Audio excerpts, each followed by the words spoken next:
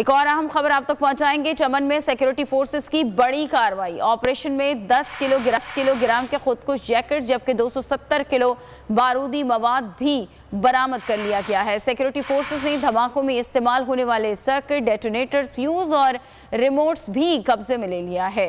कार्रवाई खुफिया इत्तला पर की गई है। दूसरी जानिब तुर्बत में IED से फोर्सेस का कॉन्वॉय को निशाना बनाया गया। खुशकिस्मती से कोई जानी नुकसान नहीं हुआ है। जिंदगी एक मैदान है और PSL 8 में हर टीम को छूना आसमान है। 6 टीमों के बीच धुआंधार लड़ाई। ये शोर ना लड़ाई का है ना डर का, ये शोर है जीत का, ये शोर है जुनून का। खेल का जुनून रोजाना रात 11 बजे सिर्फ बोल न्यूज पर।